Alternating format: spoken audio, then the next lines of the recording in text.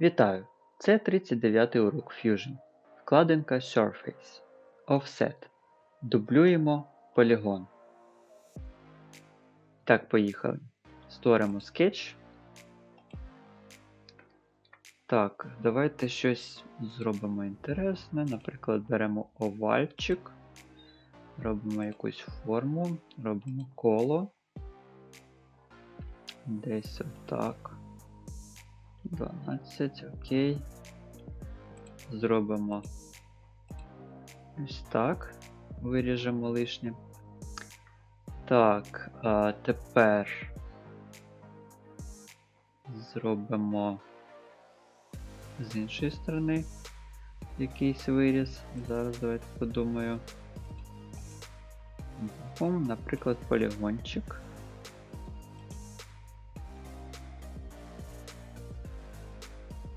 От якось так.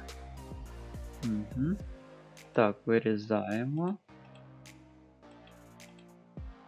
Є. І зробимо пару кілець. Ось таких. Раз. Раз. Чудово. Finish Sketch. Переходимо на Surface вкладинку. Натискаємо Patch. І натискаємо на наш полігончик. Ці частини я вибирати не буду. Натискаємо ОК. Все, у нас вийшла ось така форма.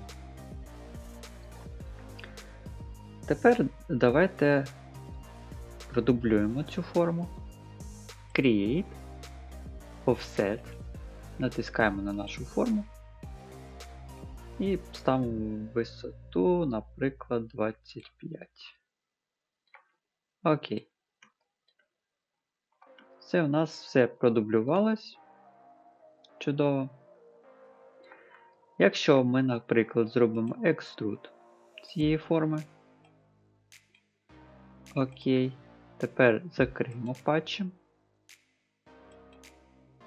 Ми бачимо, що в нас закриється повністю наш полігончик. І, наприклад, я хочу знову продублювати. Натискаю Create, Offset. І ми бачимо, що все одно ми можемо продублювати наш полігончик. Але тепер він буде вже без дірочок. Extrude. Тут бачимо, що в нас так не працює Extrude, як в випадку з Solid.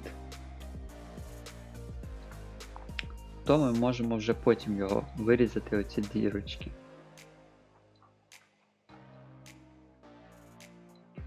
На цьому все. Дякую за увагу. До зустрічі на наступному уроці.